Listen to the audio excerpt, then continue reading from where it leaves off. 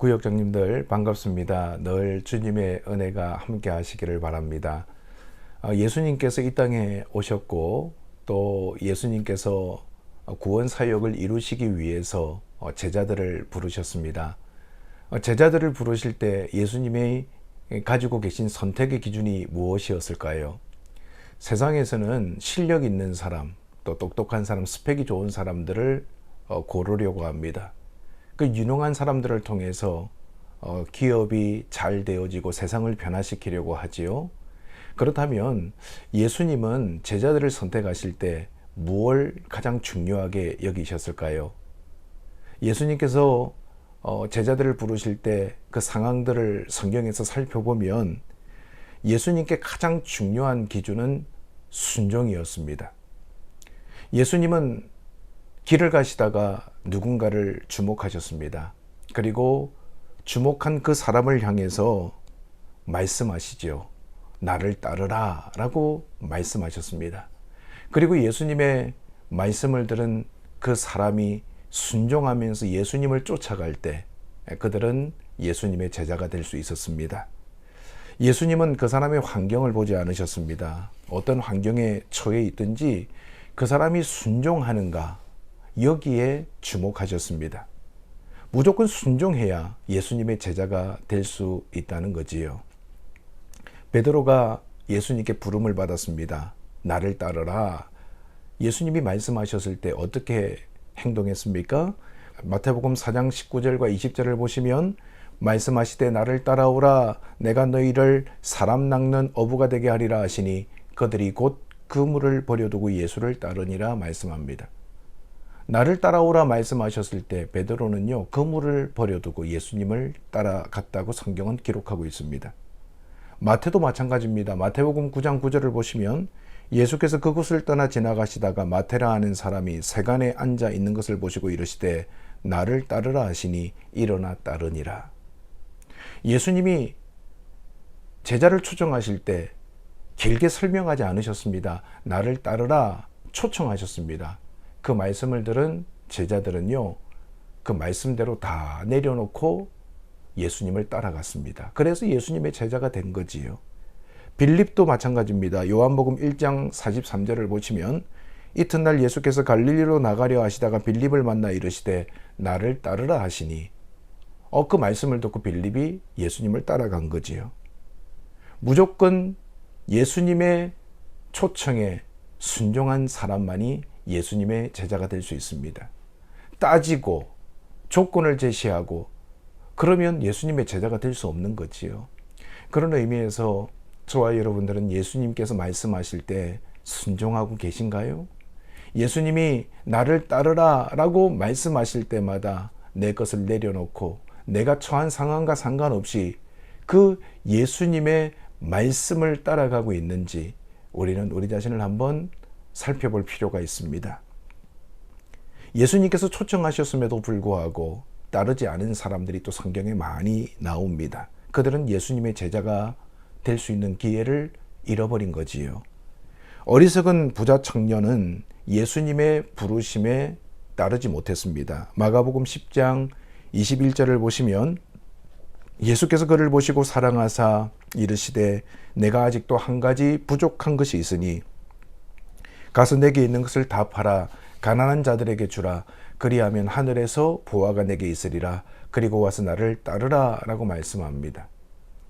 너 이것도 잘하고 저것도 잘했다라는 거 아는데 너에게 한 가지 부족한 것이 있어. 네가 가지고 있는 것을 가난한 사람들에게 다 나누어 주고 나를 따르라. 그러면 하늘에서 보화가 너에게 있을 거야 라고 말씀하셨습니다. 그런데 이 부자는요 자기가 가진 것 때문에 주님의 말씀을 듣고도 근심하다가 그냥 돌아가 버린 거예요. 또 누가복음 14장 18절을 보시면 다 일치하게 사양하여 한 사람은 이르되 나는 밭을 샀음에 아무래도 나가 보아야 하겠으니 청컨대 나를 양해하도록 하라 라고 말씀합니다.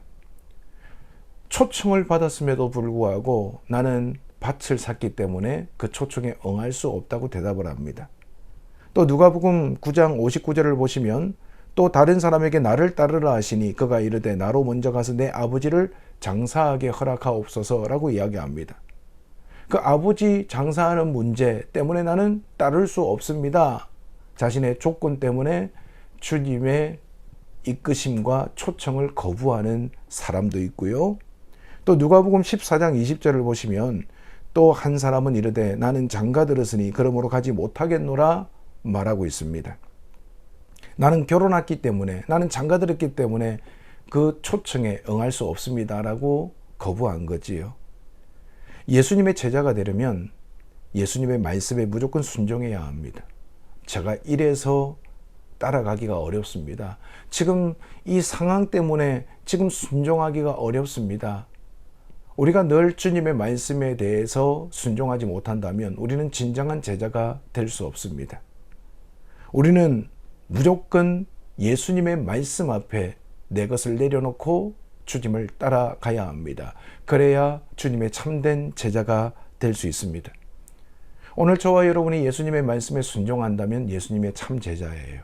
하지만 나중에 나온 사람들과 같이 이것 때문에 저것 때문에 조건과 상황과 환경을 따지면서 나중에 따라가겠습니다. 그렇게 응답한다면 우리는 주님의 참 제자라고 말할 수가 없겠지요. 우리를 부르신 주님, 우리의 주인 되신 주님 앞에 늘 말씀에 순종하고 그 말씀을 따르는 것, 이것이 복 있는 삶임을 저와 여러분이 깨달았으면 좋겠습니다. 주님을 따라가는 것, 그것은 넓은 길이 아닙니다. 좁은 길입니다. 때로는 어렵고 힘들 때가 있습니다. 수고하고 헌신해야 될 때도 있습니다. 하지만 주님을 따르는 자에게 하나님은 상급을 주시는 분이심을 우리는 깨달아야 합니다. 우리 구역장님들 주님의 일 감당하실 때에 여러 가지 기쁨도 있고 어려움도 있으시죠. 우리 주님은 다 알고 계십니다. 주님의 말씀을 따라 순종하면서 살아갈 때 우리를 통해서 놀라운 일을 행하시는 주님의 역사를 우리가 함께 맛보게 될 것입니다. 저와 여러분이 주님의 참 제자로서 주님이 말씀하실 때마다 아멘 하며 순종할 수 있기를 바랍니다. 주님의 말씀의 길을 쫑긋 세우고 말씀하실 때 즉시 따르고 순종하는 우리가 될 수 있기를 바랍니다. 그래서 우리 구역장님들을 통해서 하나님의 은혜가 우리 교회와 구역 가운데 충만하시기를 간절히 바랍니다. 기도하겠습니다. 좋으신 하나님 아버지, 우리가 주님의 말씀에 늘 순종하며 따르기를 원합니다. 계산하거나 조건을 따지거나 내 상황을 변명하지 아니하고 늘 주님의 말씀 앞에 베드로와 같이 빌립과 같이 순종하기를 원합니다. 주님, 우리에게 주님의 음성을 듣고 분별할 수 있는 지혜를 주시옵소서. 그리고 주님이 말씀하실 때마다 내 고집을 내려놓고 내 경험을 내려놓고 주님께로 가까이 나아갈 수 있는 믿음을 허락해 주시기를 원합니다. 우리 구역장님들 늘 주님을 위하여, 교회를 위하여, 구역을 위하여 애쓰고 있으신데 하나님께서 늘 보살펴 주시고 큰 힘과 은혜로 붙잡아 주시기를 원합니다. 주님, 우리가 섬길 때마다 감사가 충만하게 하여 주시고 우리가 구역원들을 위하여 기도할 때마다 참으로 새 힘과 주님께서 만져주심을 구역원들이 함께 경험할 수 있도록 주장하여 주시옵소서.